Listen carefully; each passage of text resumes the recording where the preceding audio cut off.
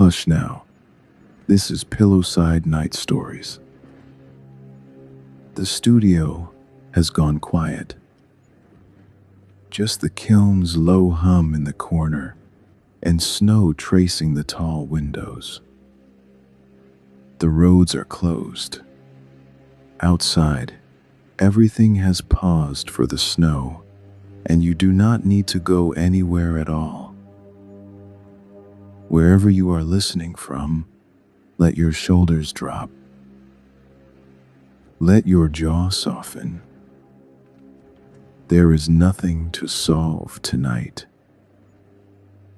On your work table, a wrapped block of clay waits, cool and dense. In the far corner, an old armchair sits beside the glowing kiln, a wool blanket draped over its arm.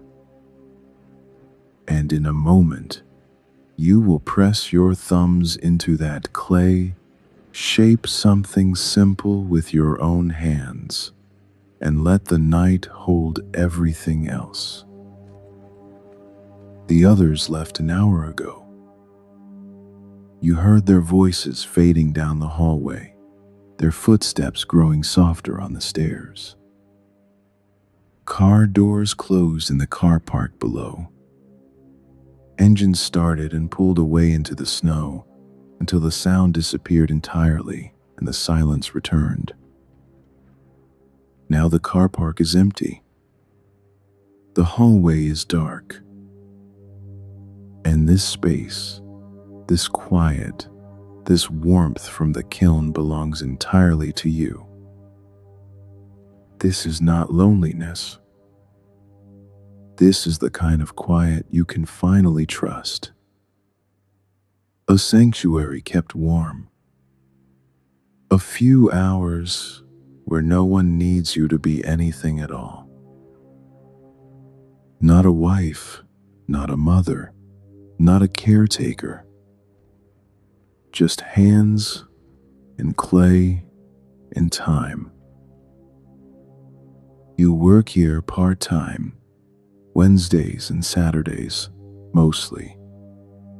Cleaning the wheels after the classes end, wedging clay for tomorrow's students, sweeping the floors and wiping down the tables. It is quiet work, good work.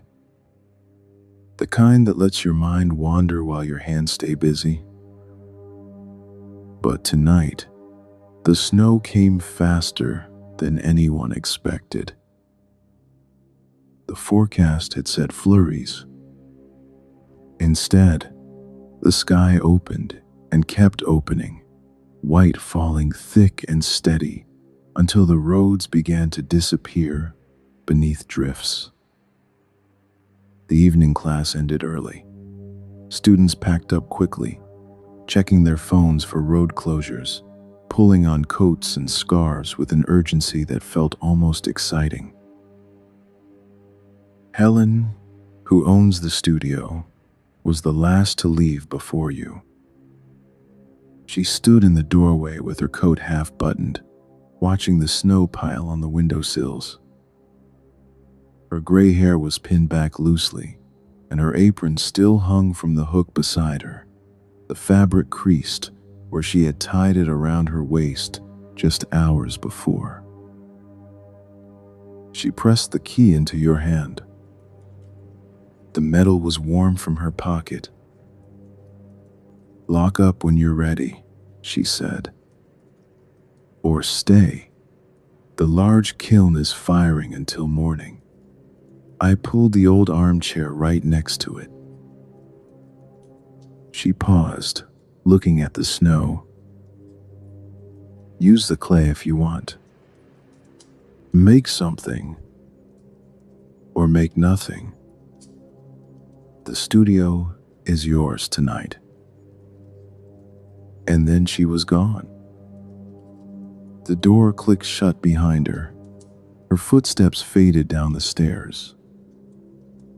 And then there was only silence, and the kiln, and the snow. You stand alone in the studio now, and the word alone does not feel heavy. It feels, instead, like breathing out after holding your breath too long. You pull off your gloves, one finger at a time. The leather is damp from the walk inside, cold against your skin. Snow dusts your shoulders, your hair, the tops of your boots. You brush it away and watch it fall to the concrete floor, where it melts into small dark spots that will dry by morning. Your boots leave wet prints as you walk deeper into the studio. Past the rows of wheels, their surfaces splattered with dried slip from today's class. Past the shelves of greenware waiting to be fired, bowls and cups and small sculptures all in various stages of drying. Past the sink, where someone left a mug upside down on the drying rack, still faintly damp from being washed. You notice things you have never noticed before. An apron hanging on a hook by the door, the fabric still holding the shape of someone's body. A calendar on the wall with Helen's slanted handwriting, each Saturday circled in blue ink. A smudge of dried clay on the light switch, left by a hand that was here just hours ago. Near the wedging table, a towel hangs from a peg, a faint streak of terracotta dust across its middle. On the windowsill, 3 small pinch pots sit in a row, clearly made by beginners, each one signed with initials pressed into the clay. In the corner, an old radio sits unplugged, its dial still set to a station no one listens to anymore.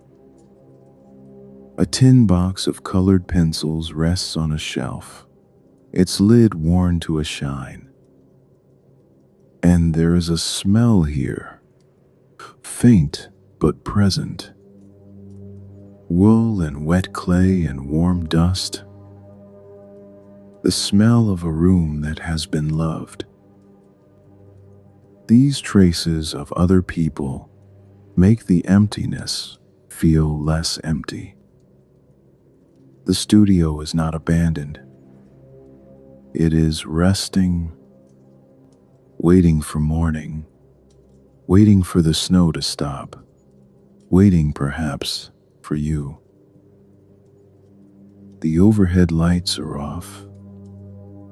Only a few lamps remain, casting pools of gold across the work tables.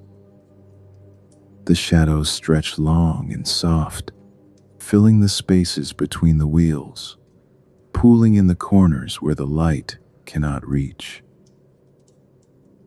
And in the far corner, the kiln glows. It is a large one, brick and metal, big enough to fire dozens of pieces at once. Through the seams of its heavy door, you can see the faint orange light of the elements inside, burning at temperatures too hot to imagine. The heat reaches you even from here, a gentle warmth that touches your face, and arms like standing in a patch of late afternoon sun.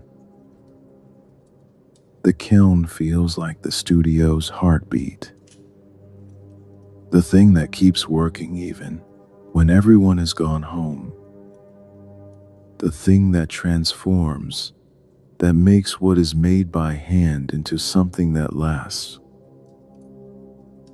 And tonight, it is keeping watch. On Helen's desk, you find a note in her slanted handwriting. The paper is cream-colored, soft at the edges from being handled. The large kiln runs until morning. I left the wool blanket on the armchair beside it. There's warm water in the flask by your table. Use the clay, make something, or just sit and be warm. The studio is yours. Helen, you read it twice. Then you fold it carefully and slip it into your pocket. It feels like a gift, like being trusted with something precious. You find your usual work table by the window.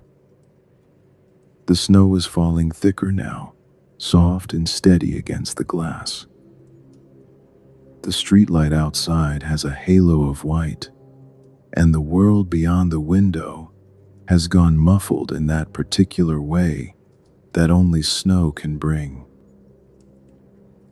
On the shelf above your table, a block of clay sits wrapped in plastic.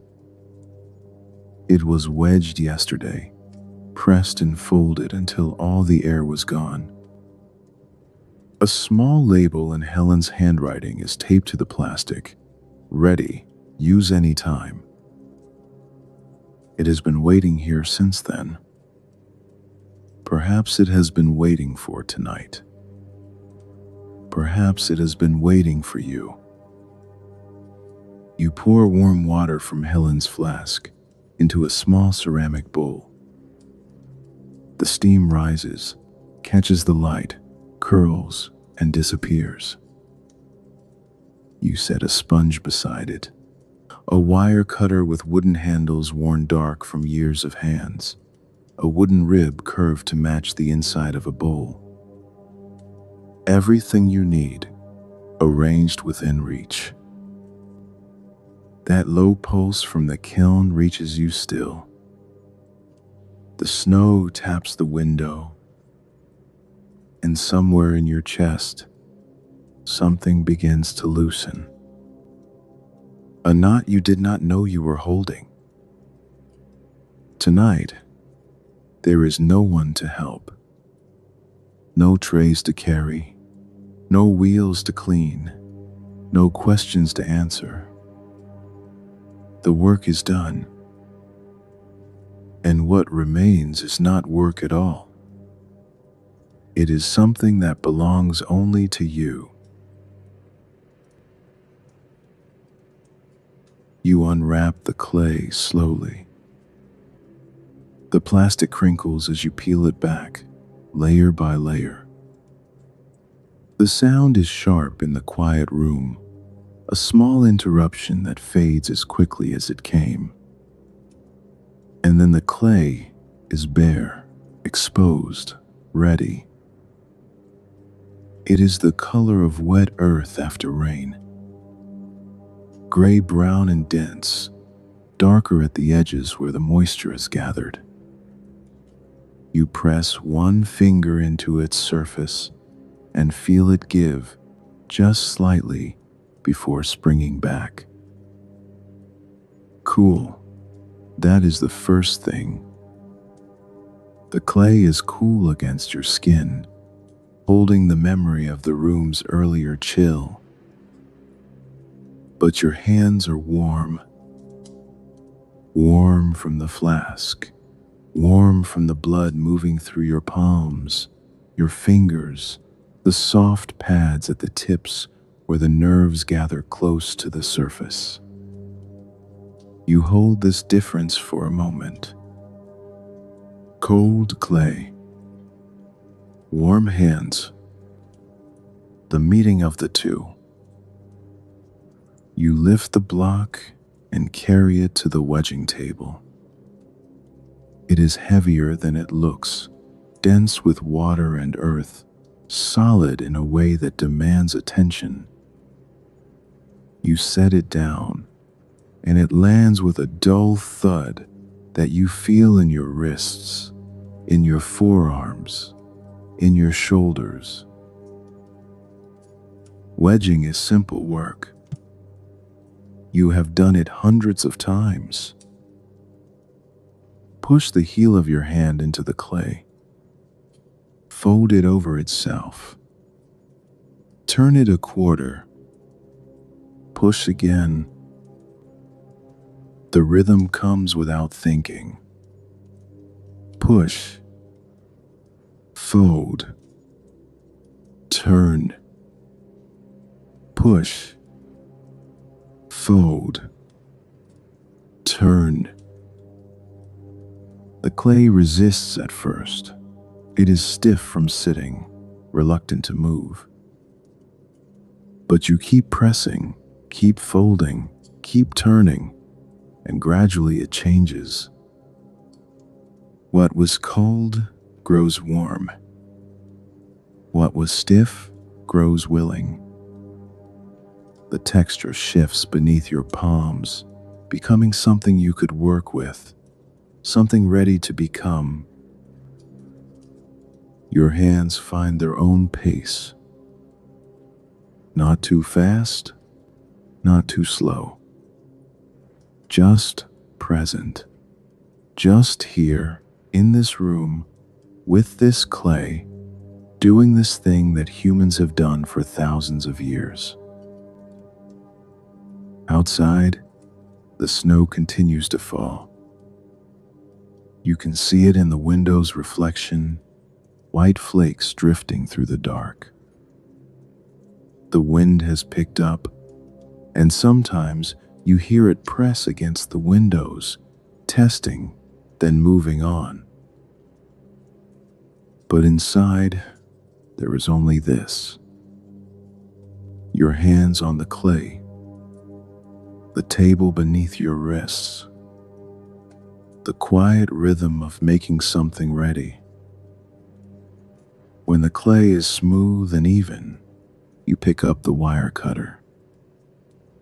The wooden handles fit your grip like they were made for your hands, worn dark and smooth from all the hands that came before. You pull the wire through the center of the block, feeling it slice clean, then separate the halves. No air bubbles, no hidden pockets, just solid earth prepared. You carry half to your wheel and wrap the other half back in plastic for another day. The wheel is waiting. Its surface is cool and still, splattered with dried slip from classes past. Someone's thumbprint is visible near the edge, pressed into the residue. A small mark, a trace of someone who was here before and will be here again. You sit on the wooden stool. It is worn to a shine from years of use, dipped in the center where so many people have sat. Their weight pressing the same spot, over and over, until the wood remembered. You settle into that dip now, and feel it hold you, familiar as an old friend. You wet the wheel's surface with a sponge, squeezing gently, watching the water spread in a thin film. It catches the light for a moment, then settles. You drop the clay onto the center. It lands with a satisfying slap, sticking immediately to the wet surface. The foot pedal is cool beneath your shoe. You press down, and the wheel begins to turn. The motor hums beneath you, a low thrum that you feel more than hear. It vibrates through the stool, through your legs, through your whole body. A new kind of rhythm joining the kiln's deeper pulse. The clay wobbles at first, off-center, uncertain. You dip your hands in the warm water beside you, feeling the heat soak into your skin. Then you cup them around the spinning mound. The water makes everything slick. The clay slides beneath your palms, cool and smooth, coating your fingers with a thin layer of slip that feels like silk against your skin. You press inward. Steady pressure. The clay pushes back, testing you, but you hold firm. And gradually, breath by breath, the wobble steadies. The spin becomes true. There is something in this. In the centering, the clay finding its balance. Your own thoughts growing quieter as your hands grow busier. The warm pulse from the corner never stops. The wheel thrums beneath you, and the clay settles into stillness at the center of all that spinning. You do not know yet what you will make. A bowl, perhaps, a small cup, something simple and round. It does not matter. What matters is the making. The clay is ready. Your hands are warm, and the night stretches out before you, patient, unhurried, asking nothing except that you stay. You press your thumbs into the center of the spinning clay. At first, there is resistance. The clay is dense, holding its shape against the pressure of your hands. But you keep pressing, steady and slow, and gradually it gives way. A hollow forms beneath your thumbs, deepening with each rotation of the wheel. The sensation is strange and familiar all at once. The clay is cool and slick, sliding beneath your skin, but the friction generates warmth. You can feel it building in your thumbs, in your palms, in the space between your fingers where the slip gathers thickest. Water from the sponge keeps everything moving. You add more, and a soft, continuous shh fills the air as the wet sponge meets the spinning clay. A sound like a distant stream. The slip coats your hands now, gray and smooth, like wearing gloves made of liquid earth. The walls of the bowl begin to rise. Your fingers find the bottom of the hollow, one hand inside, one hand outside. You squeeze gently, and the clay between them thins and lifts. With each rotation of the wheel, the walls grow taller, rising from the mound like something being born. This is the part that feels like magic. Quiet, reliable magic. Pressure and timing and the willingness to let the clay show you what it wants to become. You can feel the thickness beneath your fingertips. Your fingers know before your eyes do. Too thick here, and the wall will crack when it dries. Too thin there, and it will collapse. You adjust without thinking, letting your hands read what your eyes cannot see. The wheel thrums. The clay rises, and the bowl begins to take shape. It is not perfect. You did not expect it to be. The rim wobbles slightly, uneven in places where your pressure varied. One side is a fraction thicker than the other. But these small imperfections do not trouble you. They are the marks of hands. Your hands on this particular night when the snow was falling and the studio was empty and you made something just to make it. Outside, the storm has thickened.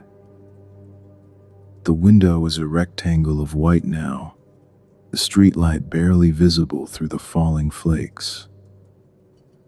You cannot see the car park anymore. You cannot see the road. There is only the studio, the wheel, the bowl, taking shape beneath your hands. That steady thread of warmth from the corner continues. You have stopped noticing it, the way you stop noticing your own heartbeat. It is simply there, a presence in the room, warm and watchful. You wet your hands again and smooth the outside surface. The clay slides beneath your fingers, leaving a faint trail of slip on your skin. Inside the bowl, you run a fingertip along the curve, feeling for rough spots, pressing them smooth. The shape is coming now. Wider than you first intended, shallower, more like a dish than a deep bowl. But it feels right. It will hold something someday. Fruit, perhaps, or keys, or small things that need a place to rest. You reach for the wooden rib and press it against the spinning surface. The clay shaves away in thin ribbons, curling over the tool's edge and falling to the wheel below. The curve becomes cleaner, more defined, more yours. The wheel slows as you lift your foot from the pedal. The clay stops spinning, and there it is. A bowl. Small and simple, slightly uneven at the rim. Wet and gleaming, catching the lamplight in soft curves. You made this. An hour ago, it did not exist. It was only a block of clay, wrapped in plastic, labeled in Helen's handwriting. Now it is a bowl. Real, solid, made by your own two hands on a night when the world went white and quiet. The wire cutter slides beneath the base. You feel the moment it releases, the slight give as the clay separates from the wheel. Then you lift the bowl carefully, cradling it in your palms, feeling its weight, its coolness, its newness. You carry it to the drying shelf and set it down among the others. The other pieces there are further along, leather hard and waiting for the next firing. Yours is the newest, still dark with moisture, still holding the shape your hands gave it. A small label sits on the shelf, blank, with a pencil beside it.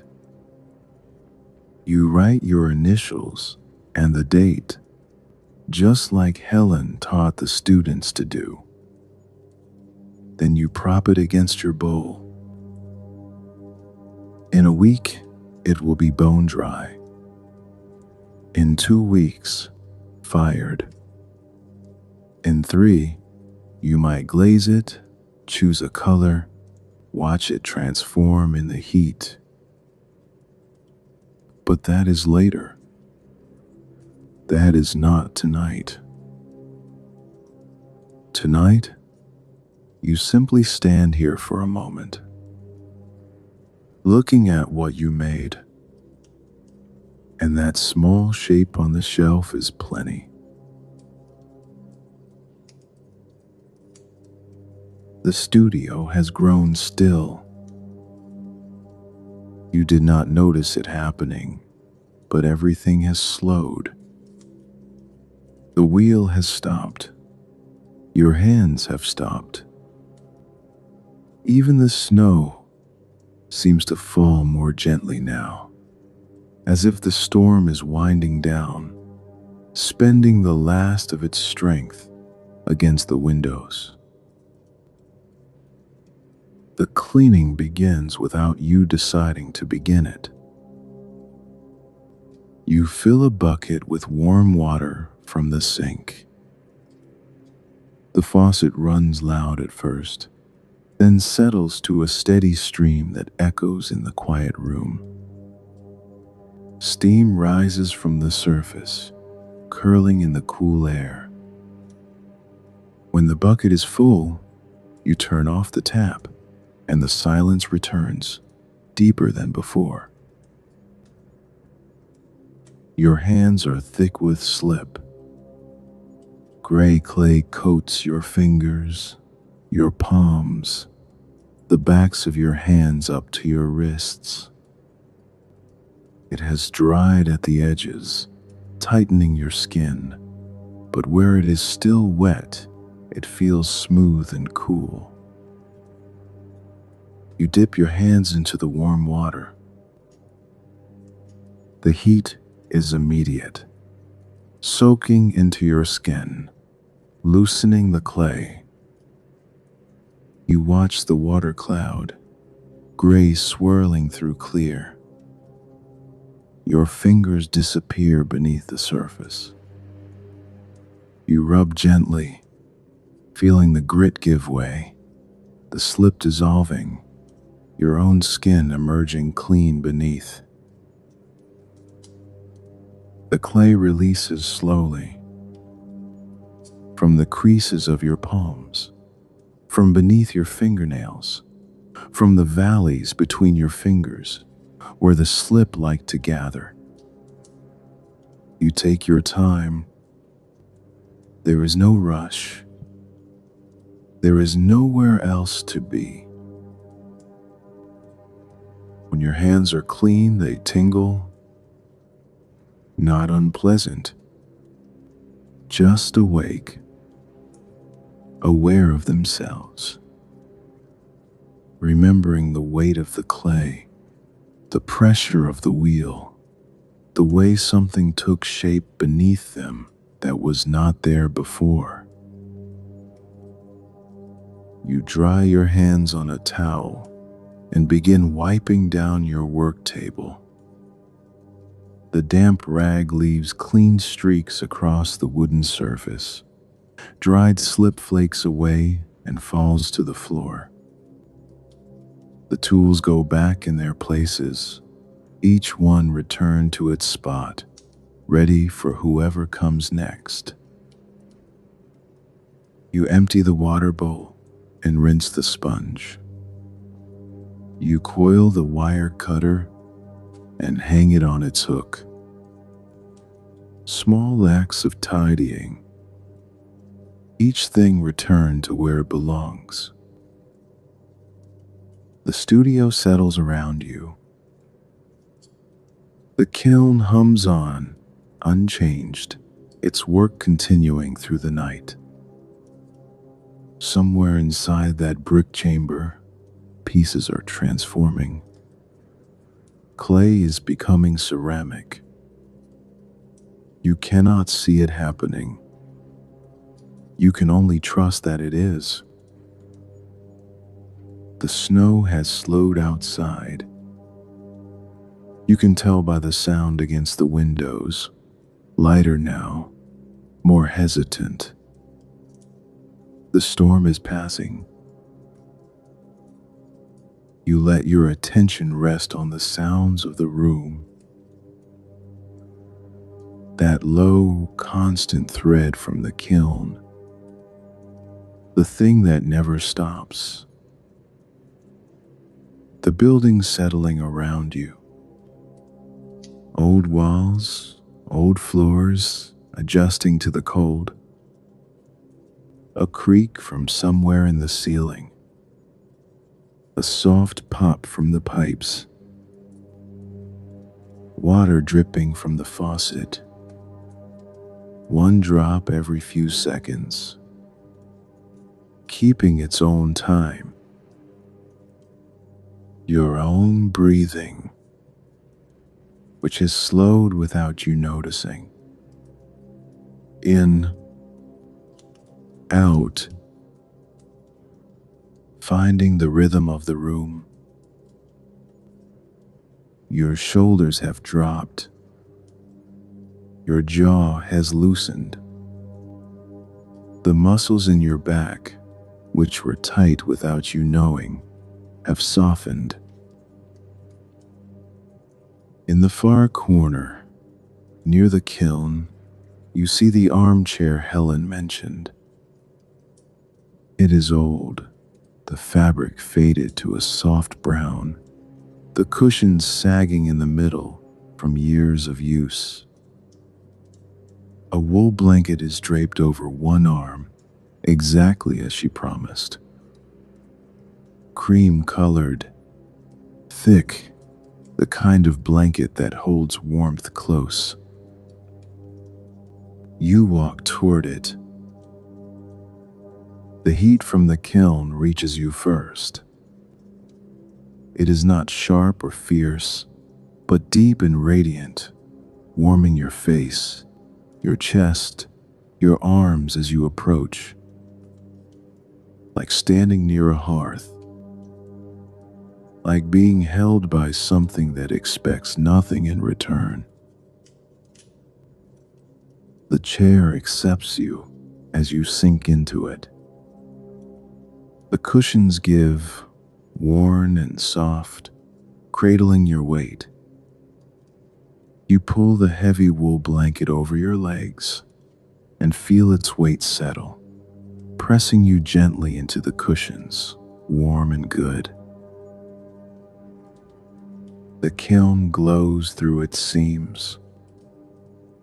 A faint orange line in the dim room. A small sun, contained and constant, burning through the night. On the drying shelf across the room, your bowl sits among the others. Still wet, still new, still holding the shape you gave it.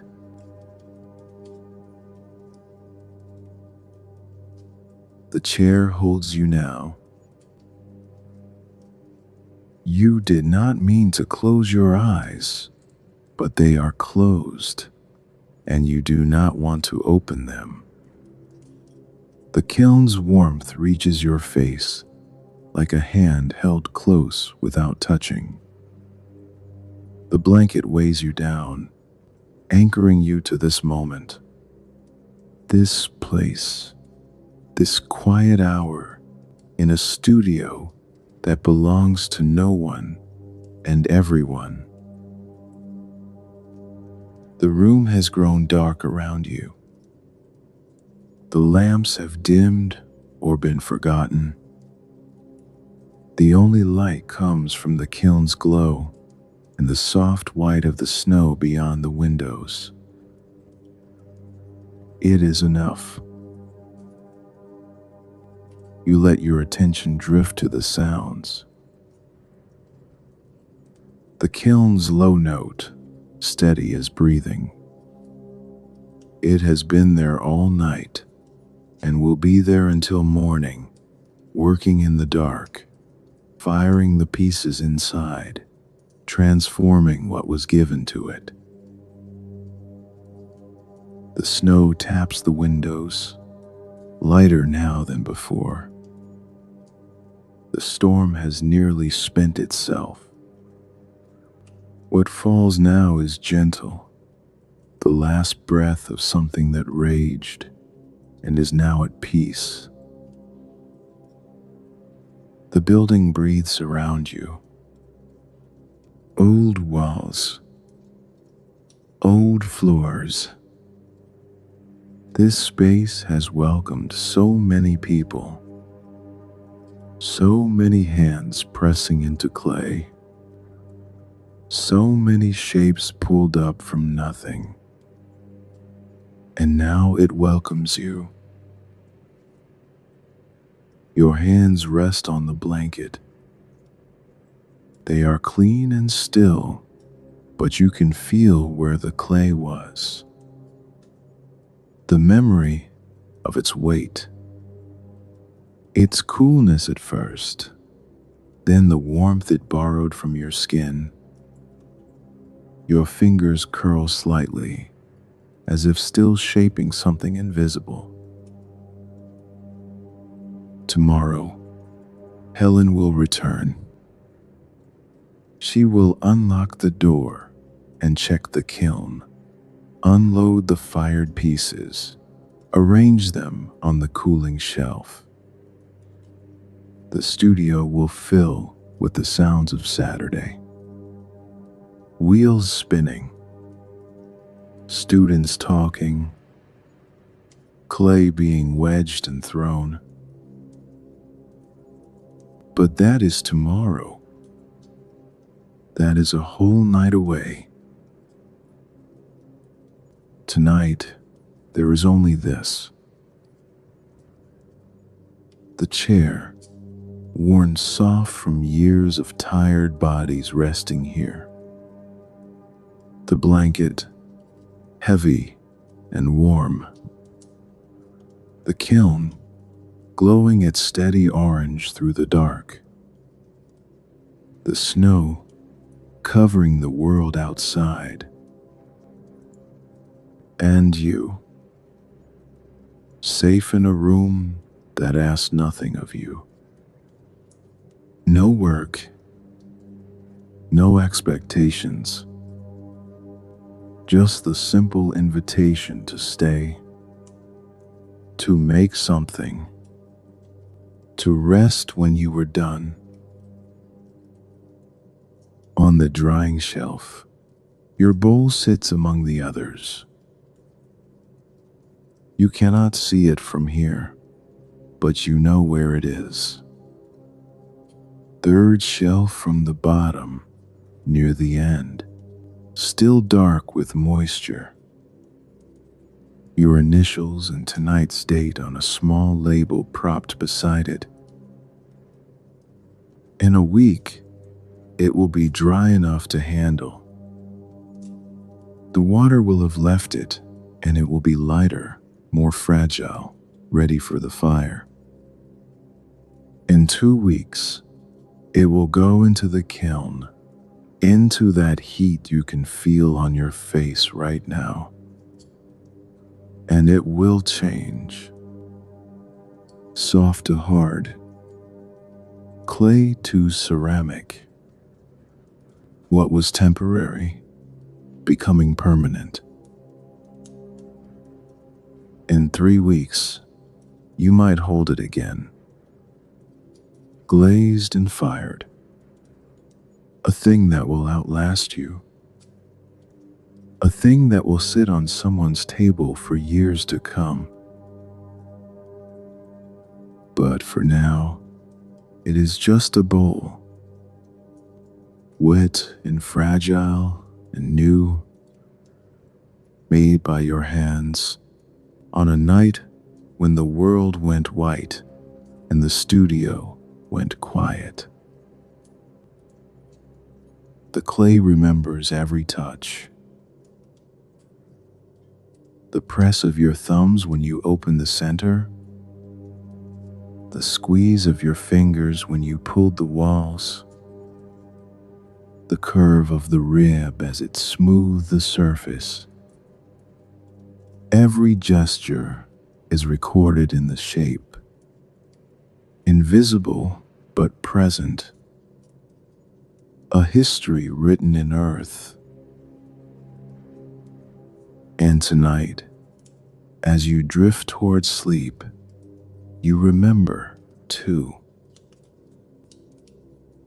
the weight of the block when you lifted it from the shelf, the coolness against your skin before your warmth changed it, the way it resisted and then yielded, the way it rose and took shape, the way it became something that was not there before. You made something tonight. In the quiet, in the emptiness, in the space where no one needed you to be anything but yourself. Tomorrow, the world will wake. The roads will be plowed, the car park cleared, the studio filled with voices and movement. Tomorrow, the clay will be drier, the bowl closer to done. But that is tomorrow. The kiln keeps watch through this long night. The snow covers everything outside. And you are held by the warmth, by the quiet, by the simple knowledge that you made something with your own hands, and it is waiting for you, patient and still, on a shelf in the dark. Settle now. The clay will keep